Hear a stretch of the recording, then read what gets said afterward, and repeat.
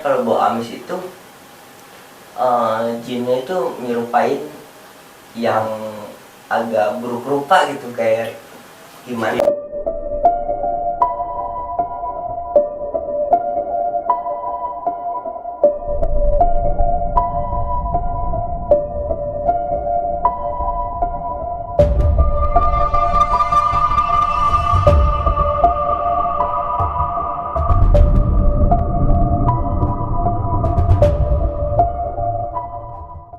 Halo, assalamualaikum. Ketemu lagi di channel Wangi Misterius di hashtag Cerita Malam. Mungkin buat kalian gak bisa melihat langsung secara jelas makhluk kehadiran makhluk astral, tapi pasti bisa merasakan tanda-tanda kehadiran mereka. Apa aja itu? Saya punya narasumber yang bisa merasakan dan memberikan keterangan langsung apa sih tanda-tandanya mereka hadir. Sekarang saya udah sama Kang Denny. Nah, kemarin itu kan udah sama Cak Yuli ya, sama Caca Yuli. Jadi salah satu dari tim kita yang bisa merasakan langsung, pakar langsung sama hal-hal mistis ini ada Kang Denny. Nah, tadi kita udah jelasin apa sih tanda-tanda kemunculan dari makhluk-makhluk kayak gitu. Kang Denny ini dia belajar kan ya, kalau masalah bisa melihat kayak gitu astral itu, belajar atau keturunan atau dari kecil?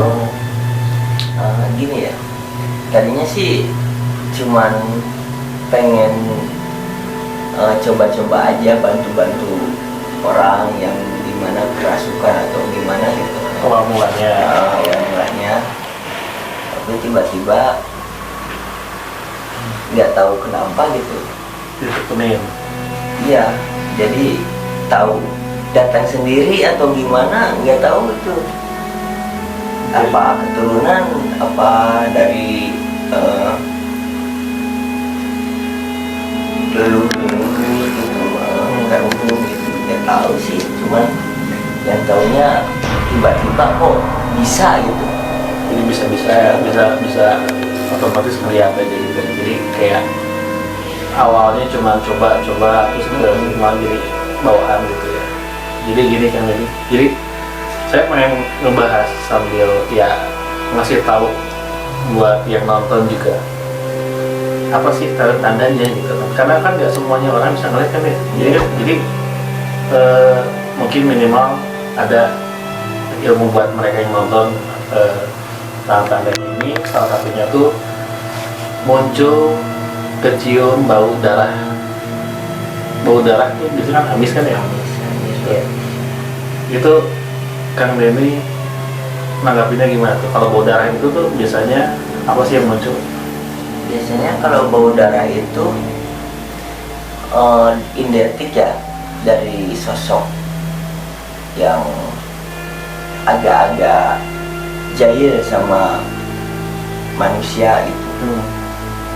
Jadi mereka tuh kayak yang kasarnya jahat lah, intinya jin jahat gitu. Jahilnya tuh ngapain? Jahilnya tuh nampakin diri kah gitu, atau misalkan nyentil atau apa gitu? Iya, biasanya dia nakut-nakutin gitu. Biasa kalau ada misalkan orang lewat, dia nakut-nakutin gitu, biar dia takut gimana gitu. Biasanya itu diidentiknya Jahilnya seperti amis. itu. Itu bu amis itu biasanya tante cake atau misalkan emang bentuknya tuh Enggak. manusia gitu apa gimana gitu? Enggak, biasanya kalau bau amis itu jinnya itu nyerupain yang agak buruk rupa gitu, kayak gimana ya. Rupanya tuh nggak bentuknya tuh nggak ada rupanya gitu. Iya, nggak utuh Nggak kayak jelas. manusia biasa gitu. Itu yang bau darah gitu ya. Jadi bau darah itu lebih identik ke sosok yang rupanya tuh nggak jelas ya, mereka tuh lebih percaya. Yang kedua, bau bangkai biasanya tidak pakai tusuk banget. Karena ini kalau bau bangkai apa yang muncul atau misalkan apa nih, bukan ini tuh kalau bau bangkai itu ciri-cirinya makhluk apa yang bakalan ada. Kalau menurut saya sih kalau bau bangkai itu dia kayak semacam Pocong, poci, biasanya disebut poci, pocong, biasanya kalau bau bangkai itu pocong. Tapi selain itu ada lagi.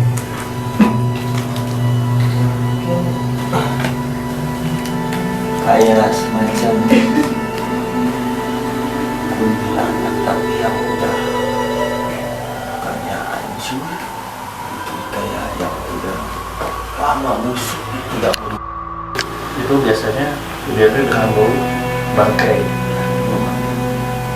Ada pengalaman nggak kayak tentang di kayak misalkan diganggu sama, kan kita melihat nih, kan ini yang bisa melihat, kita tidak bisa melihat, tidak bisa rasain gitu kan, mending ganggu banget. Ada pengalaman kayak misalkan diganggu kayak gitu? Ya, mungkin kalau misalkan yang udah bisa ya seperti saya ya udah bisa melihat, udah bisa ngerasain, jadi mereka tuh kayak yang enggan mengganggu. Kecuali kan yang mereka emang udah tahu posisi dia sendiri dan dia tahu di situ ada Malam itu iya di situ ada makhluk, dia sering diganggu. sering ganggu orang-orang yang lagi sendiri gitu. Kalau saya alhamdulillah sih belum pernah kalau diganggu kayak gitu, cuman ya memang saya sih sebelum mereka mengganggu kan lihat duluan gitu. lihat duluan gitu. Tidak antisipasi ya, belum mereka ganggu gitu udah lihat gitu, udah pasti nggak bakal diganggu gitu. Itu tuh udah pasti ganggu banget lah, soalnya udah bentuknya nggak jelas, ya baunya udah ganggu gitu ya. Intinya mah kayaknya bau ini yang paling menurut saya tuh nggak suka tuh kayak gini nih. Lanjut ke bau ke, dan yang selanjutnya itu bau kemenyan atau bau wewangian dari kembang. Biasanya bau melati. Bau melati, ada yang tahu nggak bau melati itu identik dengan apa yang akan muncul? Komen di bawah ya, kasih kritik juga apa yang pernah kalian alami. Nah gini kan, ini aku pernah bukan pernah sih, kayaknya gini, selalu sugestinya kalau bau melati itu pasti bau kembang, itu pasti sugestinya kayak yang muncul tuh si Tante Kay itu mesti dia nggak sih? Soalnya yang identik tuh kalau nggak Poci, Tante Kay, si Wowo. Nah si Wowo ini sama nggak dari yang tadi disebutin tuh, kemunculannya itu biasanya baunya apa? Enggak, kalau menurut saya sih beda. Beda ya? Beda. Kalau misalkan tanda kayak yang cewek, untuk cewek pakai gaun putih, memang selalu identik dengan pewangian. Tapi kalau misalkan badannya gede, berbulu, itu biasanya identik dengan wangi-wangi kayak bakar-bakar ubi. Oh iya, sama sampel gitu ya. Nah, singkong kayak gitu. bau singkong, bau kentang. Ada kan di Jakarta tuh, itu rumah kentang, rumah kentang itu selalu identik dengan bau kentang, dan itu tuh kayaknya selalu ada mereka bau kentang. Kalau bau kemenyan, kayaknya biasanya